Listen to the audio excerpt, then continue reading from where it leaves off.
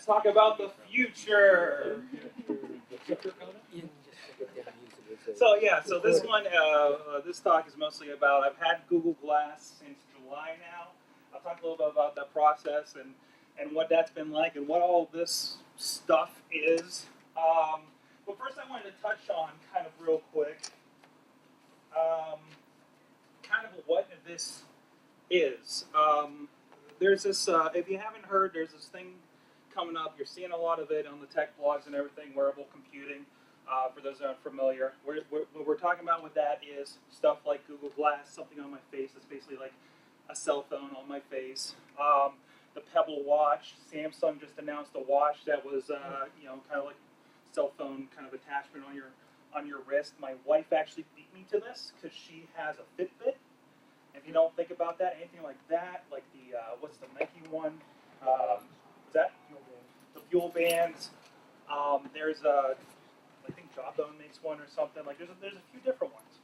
But in the long run, these are little computers that are tracking you, your stats, your fitness stats, and everything. And like my wife pulls up her phone, and there's everything. It pulls into over Bluetooth, and it gets processed into something that she can, work with. And there's other applications that are going to be coming up soon in different ways, and you're going to see, I think, a lot of attempts at this. There's rumors that Google watches and Apple watches. Sony announced something a few months ago, I think, against Samsung. So this is going to be kind of your new, what are we going to do with this? Just like when Apple came out with the iPhone back in 2007, we didn't see an iPhone. We didn't see phones like that in general, right? We're used to flip phones. We're used to Blackberries, whatever the heck that thing was with Windows on it. And I think in this, some people remember this, right? My wife had one of those. That was rough. It was horrible. Yeah. It wasn't rough. It was horrible. But you get the idea. You saw how much of a jump that was. Right now, I think we really are in the Windows Phone, early BlackBerry, Palm PDA era of this mobile form factor. When it comes to these things, I'll try to get into a little bit of why I think that is, especially with this device and where they're at with it. You're seeing like the reviews I'm reading on the Samsung watch. First of all, it's really limited. It only works with like the brand new Samsung devices, so you have to be already bought into that. And it only works on like certain galaxies and certain nodes and stuff like that.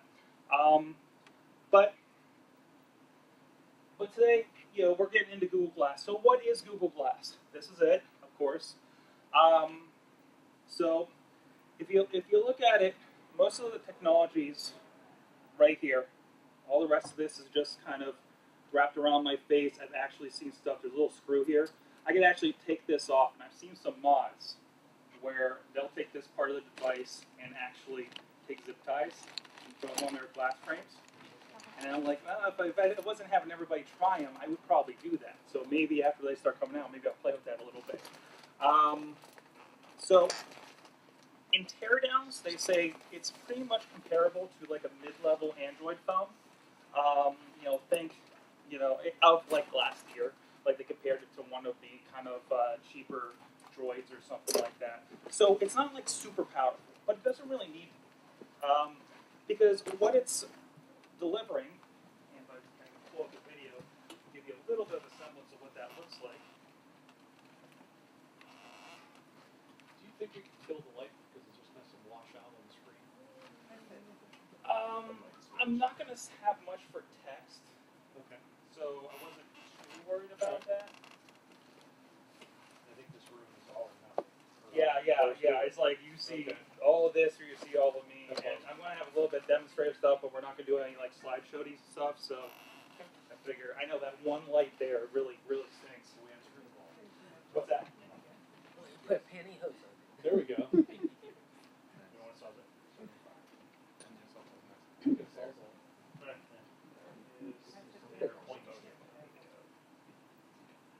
Everybody's seen the video where it's like that little screen in the corner, and so what it's displaying looks like you're looking at a 25-inch screen about 5 feet away. To the point where, like, I'm nearsighted. I'm thinking, when I was first trying, I hated kind of the bulkiness over my glasses. So I thought, oh, I can, lay in bed and kind of play with it a little bit. If I put it on, it's just like I'm looking at a 25 screen 8 feet away. I'm not going to see it just as well as if there's one physically there, which is kind of a pain in the butt. Aside from that, the other features that's going on here, it's got Bluetooth and Wi-Fi. It's dependent on you having a phone or a MiFi. I carry a Verizon jump pack. They actually just updated this because one died on me.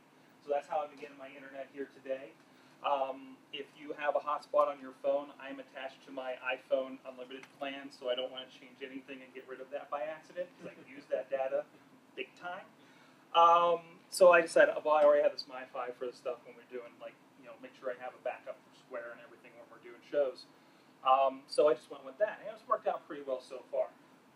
And of course, for most of the stuff that you want to do with it, and I actually stuff it back here, you need an Android device. And I'll show you some of the cool things you can do with that.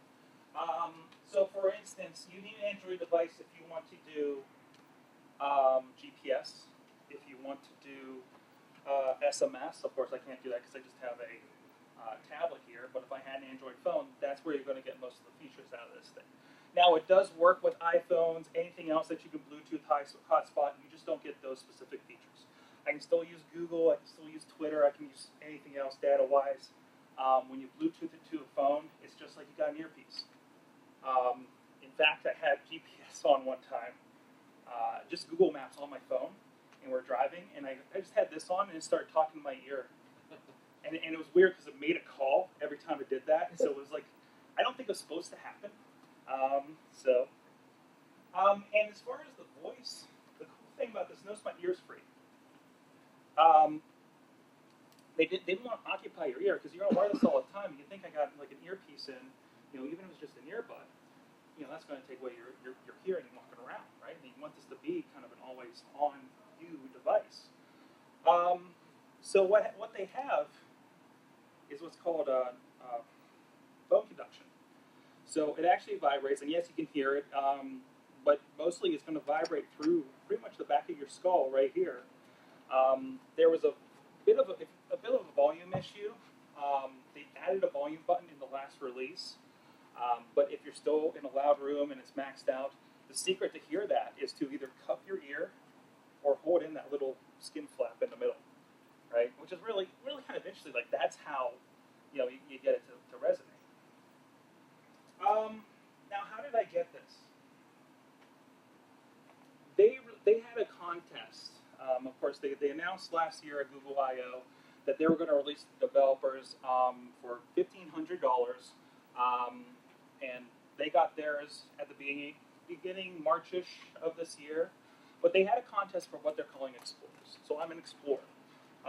You hashtag something that says hashtag if I had glass, what would you do with it? They're just trying to find, more than the people developing it. This is a new form factor. This is a new way of doing things. So they want to see who's going to do interesting stuff with it. I saw a really good video the other day of somebody saying, we're going to take this out, firefighters are going to wear this out and kind of get an idea of what's going on with the building. The idea that several of them could wear these, see different things happening with the fire, maybe analyze later, maybe at some point where they can get it all streaming together and be able to analyze on the fly what's going on there.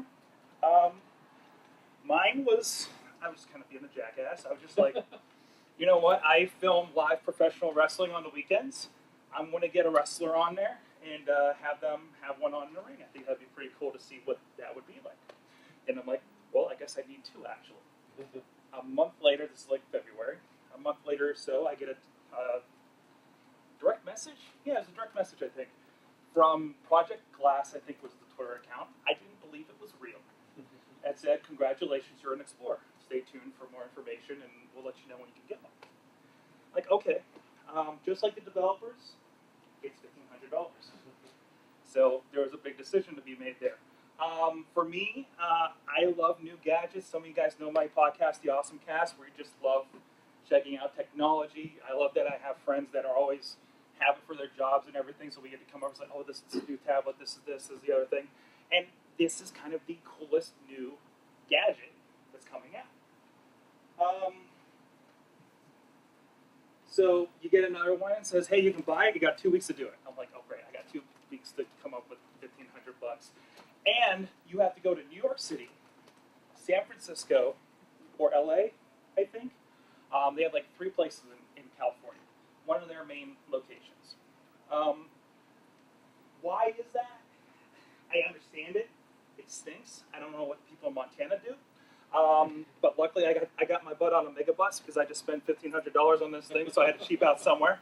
And I went to Google headquarters, actually across the street from Google headquarters, but I think they have a few floors there in Chelsea Market.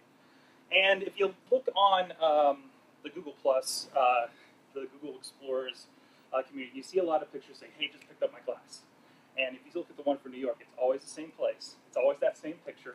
Because what happens is they bring you in, they have these little boutique desks set up, they have their little Chromebook Pixels. You guys heard of this thing? It's their Chrome OS-based laptops. They're almost $1,500 and they have a touchscreen.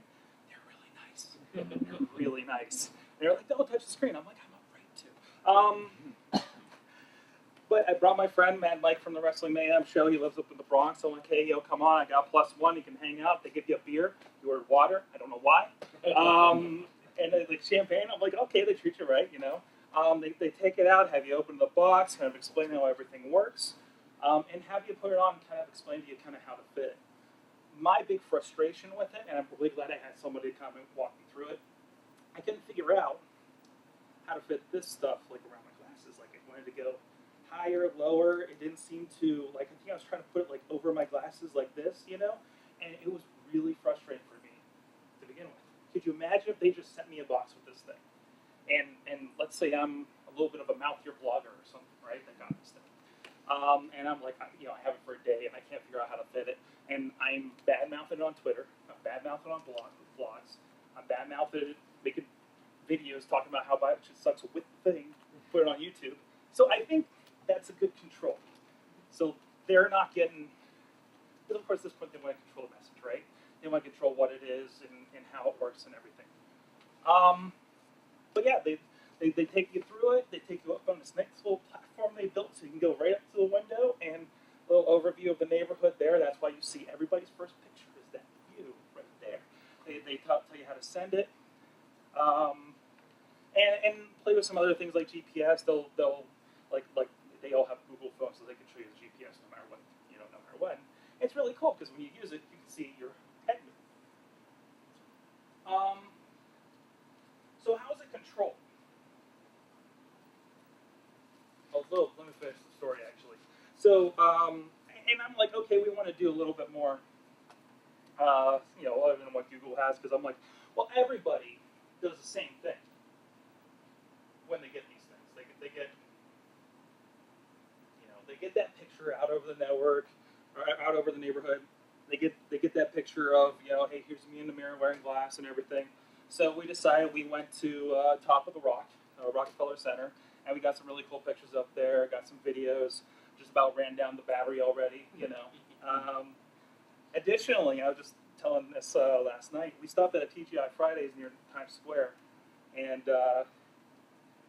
about almost done with dinner. You know, just grabbing something, kind of playing with a little bit because we just got this. So here's our new toy. You know, my buddy's checking it out and everything, and then water starts seeping in from whatever floor above us, right? And to the point where it's taking out like a whole section and it's starting to bubble. And I'm like, taking some video, you know, nobody knows, nobody cares, you know. It's New York, they've seen stranger things, I'm sure. And to the point where like we're walking out and I run into firemen, like in the door, and I'm like, are you looking for the water damage in the back? They're like, no, we're looking for a fire. I'm like, what? So we get outside, we got the whole scene going on. I take a quick video, and it was kind of our first eyewitness reporting already, like an hour I've had this thing, right? And other than that, just kind of playing with it on Rockefeller Center, playing with it on the megabus on the way home the next morning. So, how does this thing control? Because you look at this thing, and I'll get this connected so we can kind of see the interface a bit. I apologize, I don't really have a way to kind of push this up to the big screen. Luckily, you guys are fairly close, so you'll probably be able to see this pretty good. So this is the interface for how I control this. When I first set this up, I go through this website. this is google.com/myglass to get here. And you're logged in. I have my Google Plus account. I have my Gmail, everything like that. And because you got your device info, this is the cool part. You say, okay, how do I add a Wi-Fi to this thing? I'll go in here and say add network, and I'm just going to make a fake one right now if this thing works. Well, since we have old browsers in here, maybe this thing's not going to work. But the idea is I go in here, I plug in, say your home network. You want to add your password, WPA protection. So you'll type in the name of it, type in your password, and hit generate code. And it actually pops up a QR code. And that QR code has all that information in it. Does everybody know what QR code is in here? Like that, you see them on all the ads. I still don't know what I'm supposed to do with it half the time. I don't know what app I'm supposed to use on my iPhone. I don't get it personally, but that's a whole other discussion. But it's a really good way to transmit info. So there's a QR code with all that information you just typed in. You go to your networking on here. Say I want to add a network. It pulls up the camera. You look at it for a couple seconds, and it goes away. And it says you're logging on, and that's it. That's how you transport information for that. Everything else is done through this website. And when I get on the network, and now it's kind of limited to begin with. For instance, I can only add like 10 contacts. In this case, these are all people like in my Gmail or on Google Plus. So all their Google Plus pictures have shown up here. You see some of my buddies, some of my family. Of course, they're not on Google Plus so much. Some of my friends from the podcast and everything. But this is how they handle apps. So I got Gmail. That means I'm going to get I'm already in Google services, so this is like easy for me to come over. So Gmail, you're going to get all of your, anybody, if you're familiar with the important emails, and then you get the start and then the regular, if you have that set up, everything marked as important, which I had to make sure my wife was on there now, comes directly to this. I'll hear a little chime, I touch the thing, there's whatever email. Really cool, because if there's somebody that I deem important, it's usually one of my videographers, my wife, somebody I'm doing work with. If it's something that I can give like a 2-sentence response to, I'll just tap it, OK glass, and say, hey, go ahead and do that thing, period. I'll see you next week. And that's it.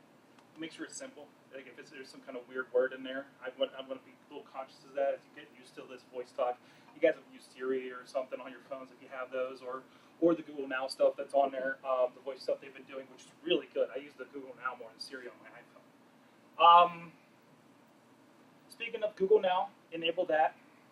And actually, it's probably a good time for me to bring up the screen. Now, what I'm pulling up here is an app they have on Android. I actually picked up a tablet just so I could interface with this a little better.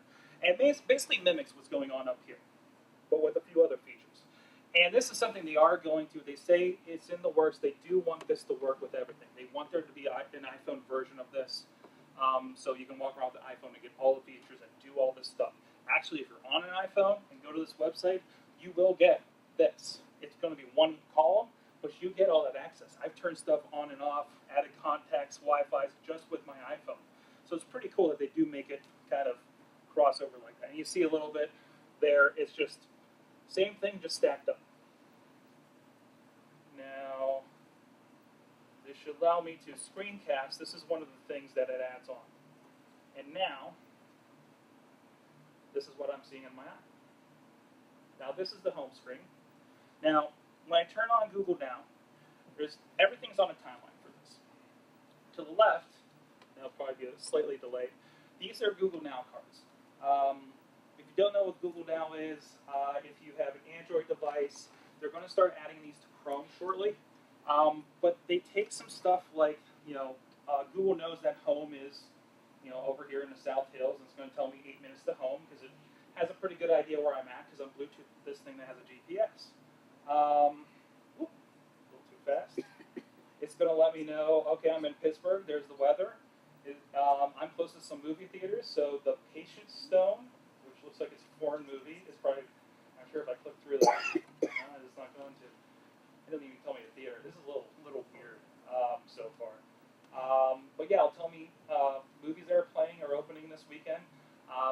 house is like 3 miles from the Carnegie Science Center, so I know what's playing on the OmniMax every weekend. So, there's the Pirates score and the Penguins from the last couple days. When it gets close, I'll get, hey, the game is tonight at 8 p.m. or something like that. They actually updated this so I can click in it, and I can go in, and it'll pull the recap. And they do have a web browser built into this. They added a couple versions ago. It'll give me a very rudimentary version of the site. So the whole thing is touch sensitive? Yes. So this thing right here is your touchpad. So as far as going side to side, I swipe forward and backwards for right to left. And it's not loading. Is That's there right. up and down too? Up and down. So down is kind of like your back key on your keyboard. Okay. So if I wanted to back, well, for instance, I tapped into a card, so it's like I'm kind of entered a web page. So if I go down, it'll back me out. Okay. And down again, I'm turned it off. So if I turn it back on, there you go. So these are the Google Now cards. Everything to the left is this Google Now stuff. Is this more context-sensitive stuff? Like, it's kind of scary sometimes. Like, it's not everything if you use it on the phone, because like I got like my UPS packages come up with tracking information, which is kind of cool, and some other things. It's not all applied here, but it will be eventually. They're working on it. Every update, it seems like they add more and more. I'll get around lunchtime, it'll let me know restaurants around here if I looked on it. Like every time I look at work or something, I'll say, you know, hey, here's some stuff out in, Blairsville or something. So it's hovering for you. For me, You see black. I'm looking straight. I'm fine. I actually had to actively look up in order to see it.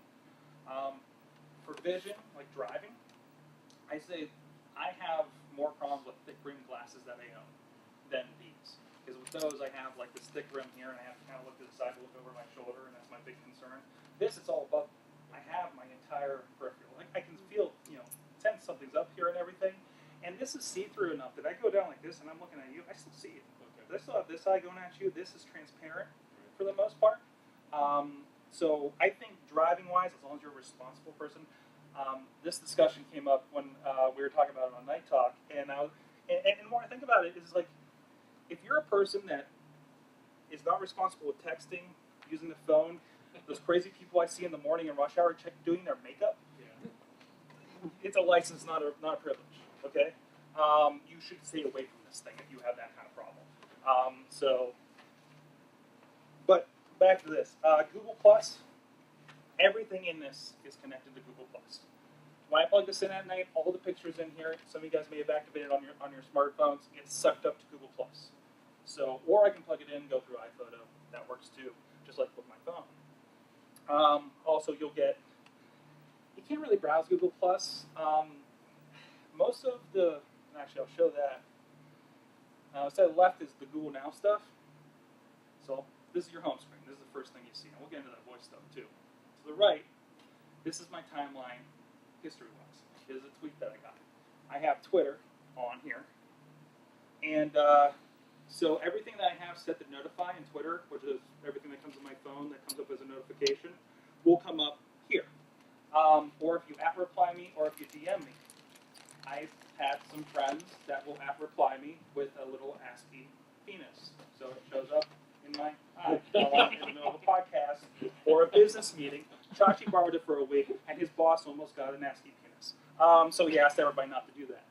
So, and it's kind of cool. Like, they haven't allowed this yet, but I can't click through to these links yet, which is kind of, frustrating. But if there's a picture, and I don't know how much you can see on that one, but there's actually a picture. It's all stretched out and stuff, but there's a picture of, looks like he's got a craft beer or something going on there, my friend.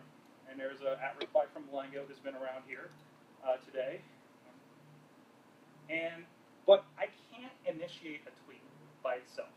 I can't say, okay, Glass, make a tweet.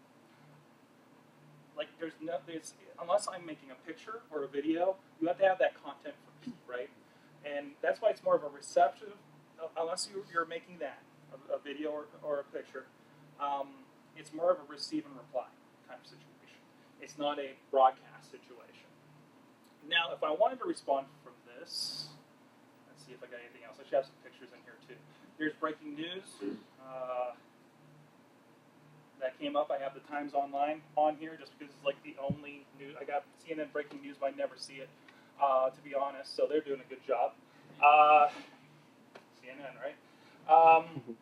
But I mean, I actually have them to see how the news source works. But they'll come up with breaking news like this. Let's see if I can find a picture for you guys. There's a picture I took earlier. And there's a bad picture I took earlier. Now this I can go. Oh, it's Frank. Hi, Frank. So say I have a picture, I can go in here, share. And you see, I have Twitter as an option. Okay. There's Google Plus, public. Everything that I post through this method will get a hashtag through Glass. Because I think they want to track it too. You can't turn it off. Kind of annoying, but I get why they're doing it. Not many people have it. They want to make sure they know what's going on. I can also, there's my wife on Google Plus. She doesn't really check that too often. There's Chachi. I can go through here, and there's some other things you can add on here that are, I think I have them in here. All my circles. It's probably, if you have a lot of circles and you're using something like this, you kind of gotta take a point and kind of rethink how you use circles in Google Plus. I won't get into a whole Google Plus talk here. So okay, say I want to tweet, so I'll go and click that. It's going to start uploading it, and I can tap this or say, okay, Glass, give me some options. Well, just add caption. I can say, sharing a random picture while in my session at hashtag PCPGH8. I'll start processing, and hopefully I have enough internet here to do that. Processing. Maybe. And probably, I think they'll, yeah, I'm down a couple bars, so it's probably not going to kick in here. But ideally, you would see it, it will come up. I have like a split second to respond if I'm like, wow, it's a hashtag PCPG, hatch or something. And it did that, to me earlier today. So you got to be really quick with it, and you got to know what you're going to say before you click that thing. Unfortunately, that internet's not working well. Actually, I'll get this back on. Sometimes I have to reset this because the Wi-Fi gets a little wonky on me.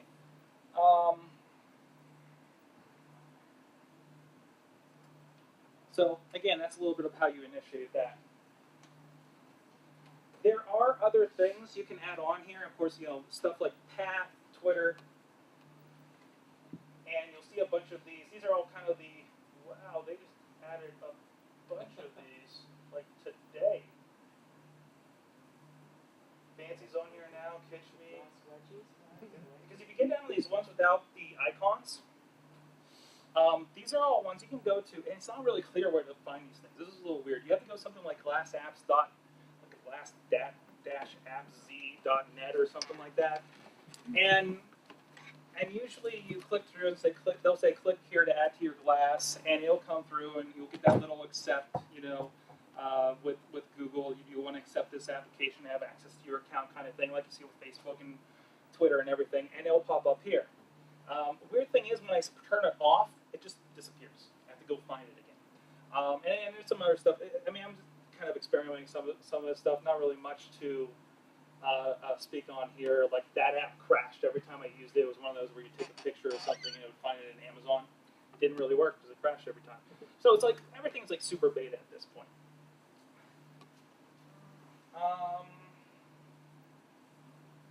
Are those generated by Google, or are they generated by these? Yeah. I think they're generated. I'm not clear if they're generated exclusively by Google. Obviously, they're in partnership with these guys. So I don't know how much is Google making the app, or is it Twitter making the app? Because I remember one of the first things, like for a long time, there was no Twitter app. So you'll find if you start looking through the Glass apps, there's not much going on there.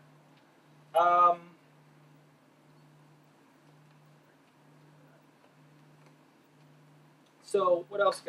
Video. So this is the big thing we push, like the voice with this, right? So I can either turn this on by just tapping, or this is the cool part, if you're hands-free. If I'm working on my computer and I see something pop up, or I hear a chime in my ear, I just do a head nod like that, and it'll pop up. You can set a degree angle on what that is. If you want something a little shallower, so you just do a little nod, or if you want something like, I want to put my head back here to make it activate, to make sure I don't. Sometimes I've had this happen. I'm talking with somebody, I laugh about something, go, ha, you know, and then something sounded like OK Glass, and then it Googled something ridiculous. Something ridiculous. Hey, the internet's going to work now. And there's something ridiculous at High Energy Entertainment at ridiculousjugglers.com. Thank you very much, guy I was talking with at a bar. But this is where it gets really powerful. So, I mean, the easy thing, OK Glass, take a picture. Here's a picture of you guys. Right? And then I can say, OK Glass. Oh, no, got to do it quick, though. And that's the thing. I think the timing needs to be worked on a little bit now. OK Glass, record a video. I don't know how it's going to show up over there, but there you guys are. Hello, hello, hello. And it's going to do a 10-second video by default. There it goes. And now I have a video to share. Really quick, put it right up, no problem. Sound too. Sound and everything.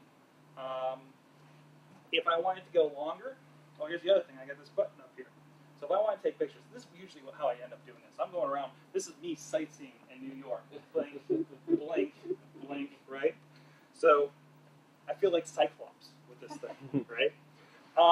But typically, I'll just, you know, from anywhere, you can just go up, reach at the button, take the picture.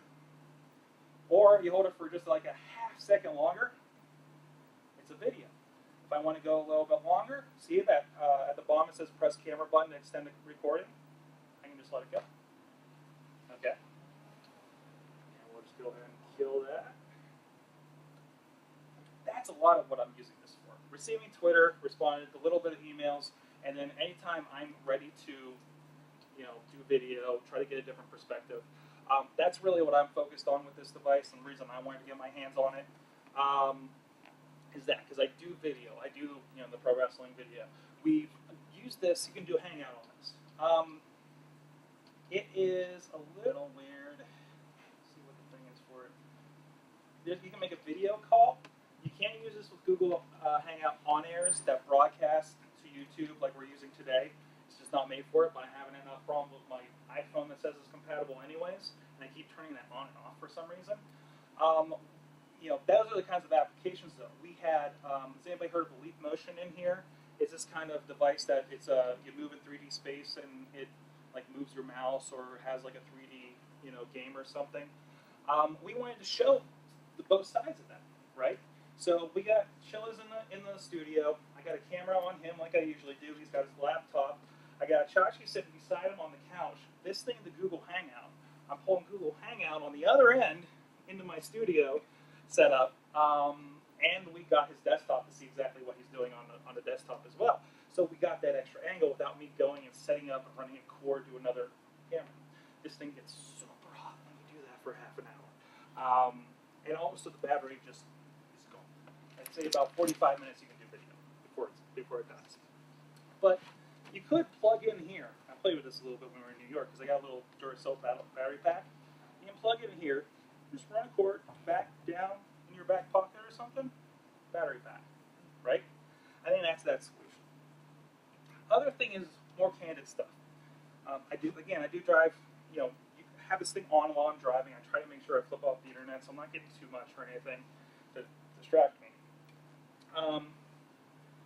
But if you're driving and you're like, you know, there's always that, oh, on the way back from Detroit, we were doing a documentary up there, and there was this car, and it was a tiki car. They had bamboo all around it and everything. Like, it was the craziest thing. I never would have, I'm driving, I'm not going to pull out my phone and try to get it. Okay, let's try it. Maybe I have in the past, you know, but you're going to miss it, right? And you're probably going to wreck in the process. But it's just as easy as I just held the thing down, I'm driving, just kind of like, you know. I mean, and that's kind of an extreme example, maybe not the safest, but that's one of those things, those moments where I can't pull this phone out of my pocket, boot up that camera, and take that picture before this thing goes away. It's boom, let's get it. Like, I think that immediacy is going to be very important. Of course, there's the privacy concerns as well. I'm surprised how many people have not said, stop pointing a camera at me. Like, I don't know if it's because I'm mostly in the city, but I'm going out to, like, we do gigs out West Newton. I've taken it to a Walmart in the middle of Western New York, out in You know, they barely have cell coverage area. Nothing. You know, nobody. And I've noticed some people, I think, have asked me if it's a medical device. Some person, the guy I was working with every week on a project, I walked in at this thing, and he's like, somebody asked about it because they knew what it was. And they're like, I didn't say anything because I thought you had a stigmata or something.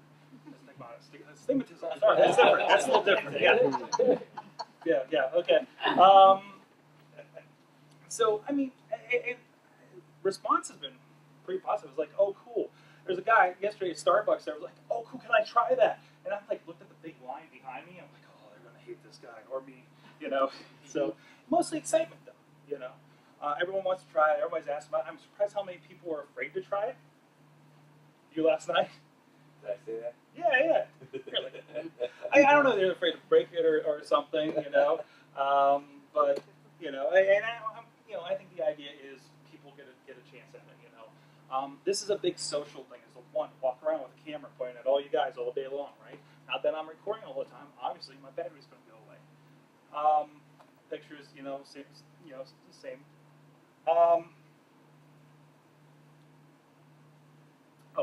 So let me show the other more powerful thing. This is a really cool, and this is where it gets really exciting, because you know, aside from the whole video side of things, see, I thought I said OK Glass at some point there, and I did that time. I saw a really great video. They're doing kind of stories of what people are doing with this thing. One about a paraplegic that went on a camping trip for the first time, and she got to sit in the passenger side and OK Glass get directions to. Say Starbucks.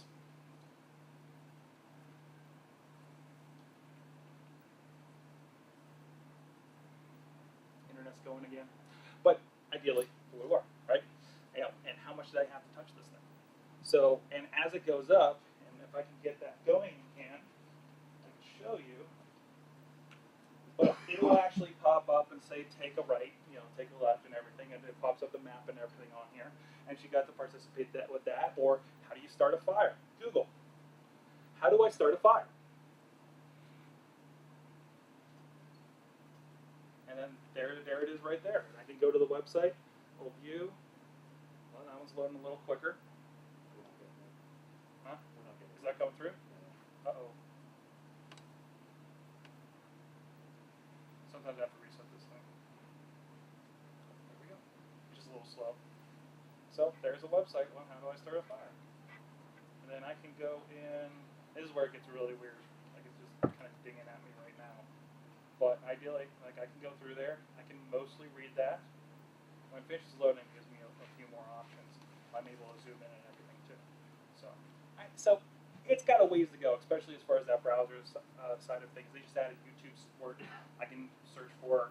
Don't know how it's going to work right here, but let's do OK Glass Google. OK Glass Google. Lady Gaga applause YouTube.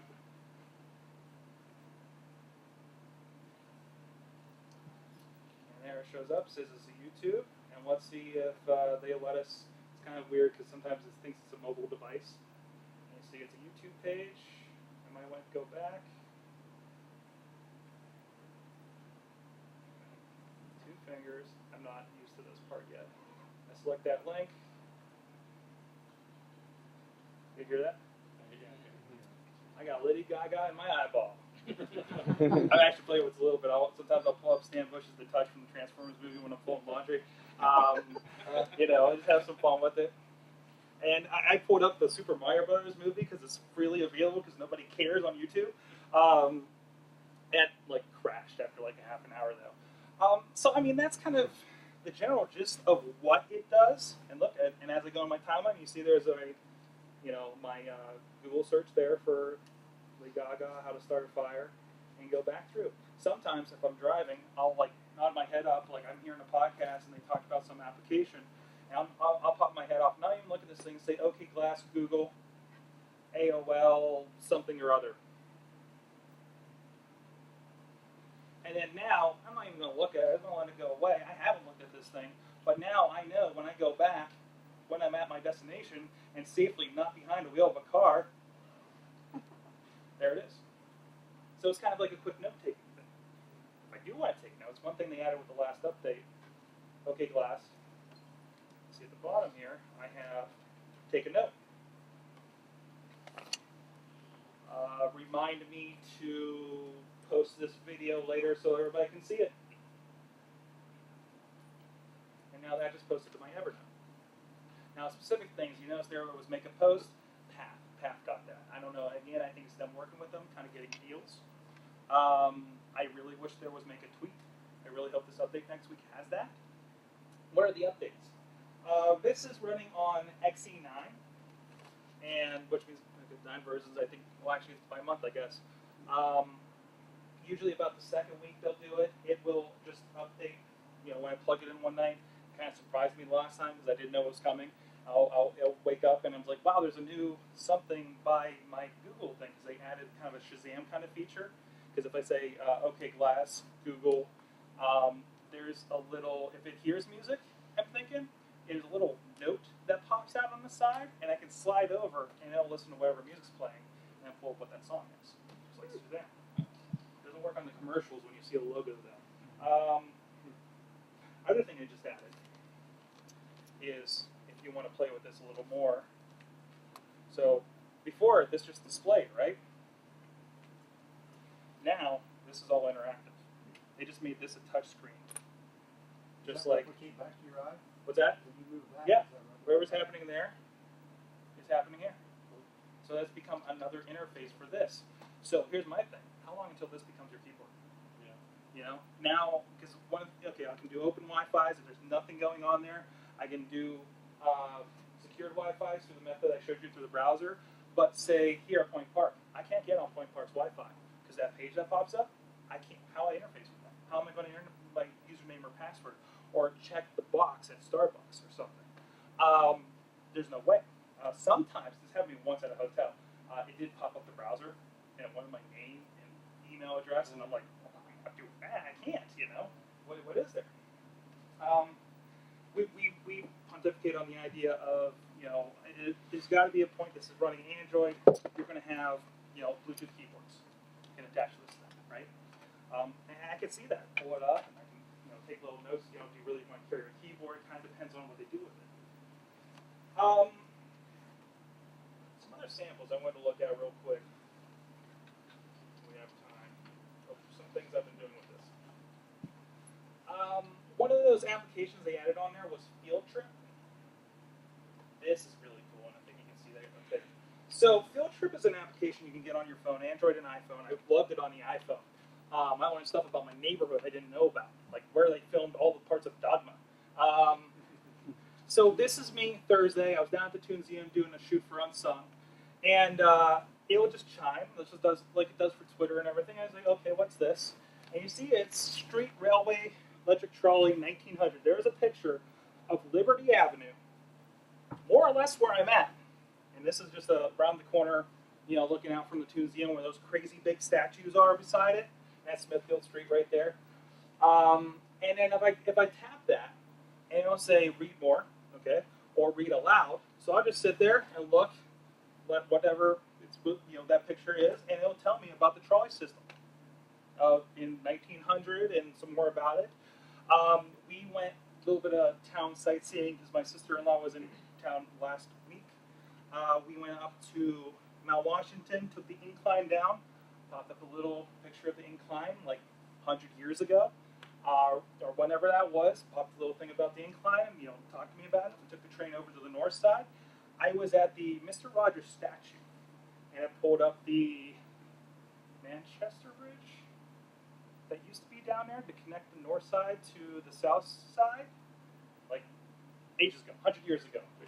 It tells you when it was, what it connected, where it came out, like over by the Duquesne Incline, and when it was torn down. And I'm like standing there where this bridge used to be, looking at a picture of the bridge going across the river and looking at the river now. That was really cool. And thankfully, like the location, even though I don't have it connected to the GPS, if I'm just walking around this thing, it is triangling a little bit. Sometimes it still thinks I'm in White Oak, where I was like 2 weeks ago, where I had no internet reception. But like sometimes when I do the directions thing on the Google Now, it's like, here's your directions home from White Oak. I'm like, Hyman Robinson. What's going on here? So that's kind of fun. And I think I got another one here. This is just yesterday morning. I was coming down here to do some stuff for PodCamp, and I'm sitting there waiting in Market Square. This pops up. It's the Diamond Market from above, 1951. He tells me a little bit about the Diamond Market building and a little bit about Market Square. So, yeah, I don't know any history of Market Square, and there's a little bit right there. Does it know about the duck? Huh? Does it know about the duck? I don't think it knows about the duck. Maybe in like 10 years, when I'm down there, it was like, once there was a duck here. There was a duck here. Yeah, you know. Some other cool things. Again, I told you guys, I like playing with the video. I want to show you some examples of what I've been doing with this. It's probably going to be the most fun one. QuickTime. Okay.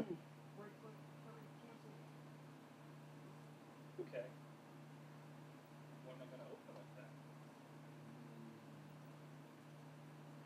Do I need that? Do I play this?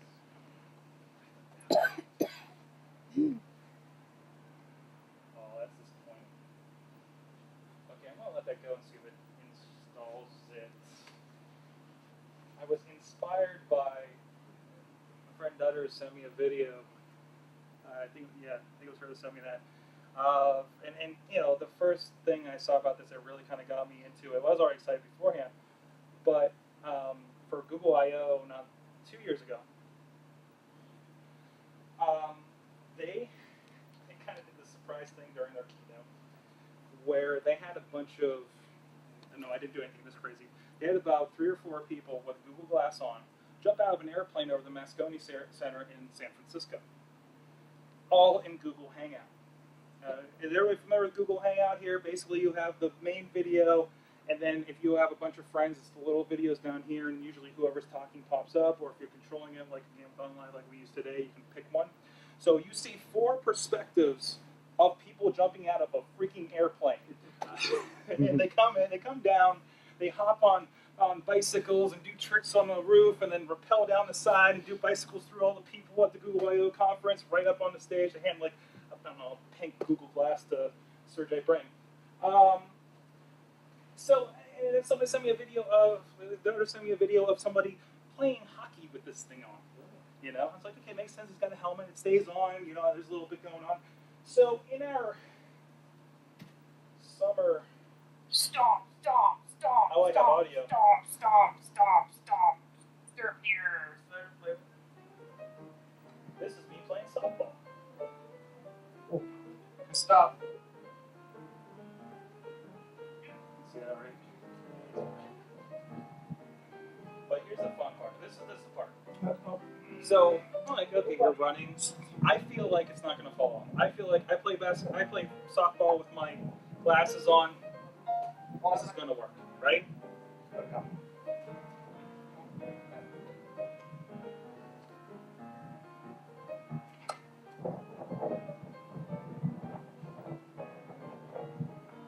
I did not speed that up.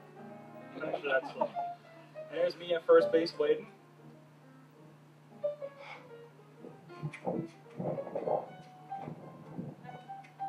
I think I did try to actively not breathe heavy when I ran, because I knew I was filming.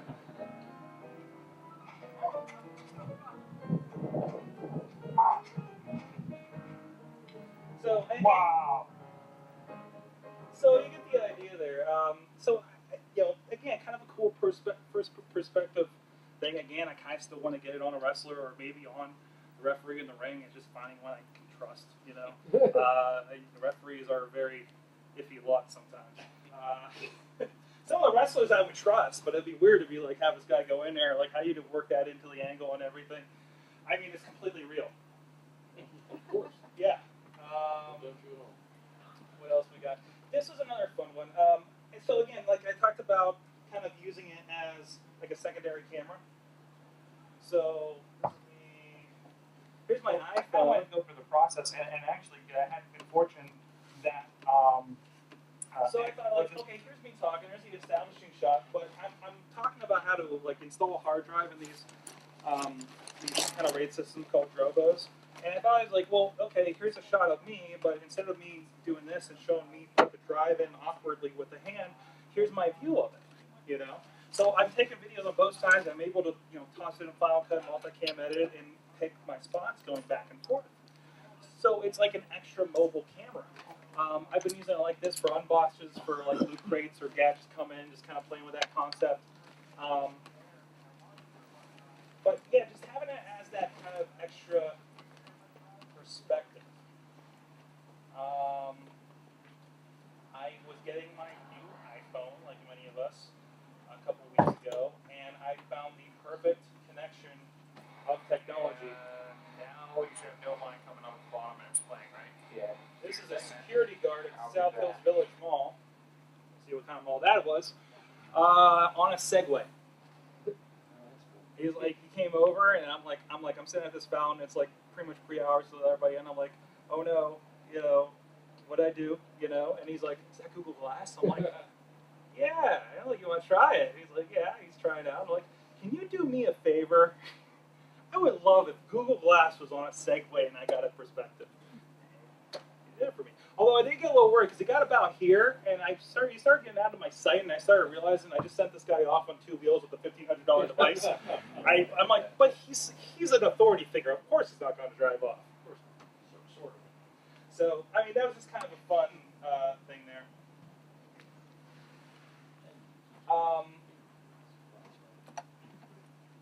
Real quick little clips. I wanted to demonstrate this real quick. Hey, it's Dead of Brick Simple. During This one is of our some of the blast dating brainstorming battleship sessions, Brick Simple team member Spencer Obviously Powell. not official. Wouldn't it be cool But this video goes through and says, like, class?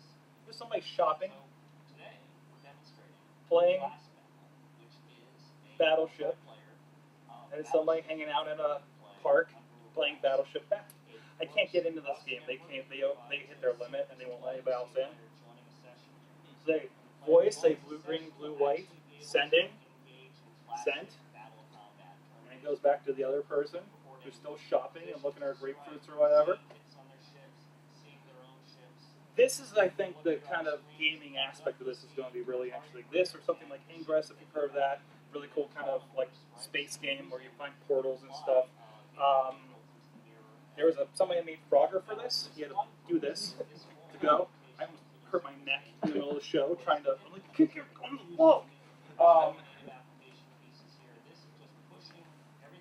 I had my 86-year-old grandfather try this a few weeks ago. He had it on for like a half an hour just talking with me about stuff and forgot I was on. He was that comfortable with it. That's really cool. Like once you kind of get through, no, do this, do a little bit of this, it works. Real quick, I think the idea is this thing's going to be around $300 to $500 at the beginning of the year. I think it's going to look a lot slimmer, a lot better build. Hopefully, I've already had some once because of wear and tear. I think it's got a long way to go. Obviously, you saw the interface is something really, really different. They're making updates to that all the time with their monthly updates here, and they're just figuring out like how it works, So we got to get going because the final remarks are kicking off here. If you have any questions, I'll be hanging out. So I hope I got you guys a kind of pretty good idea what we've been doing with it, what it's like, and everything, kind of where it's going.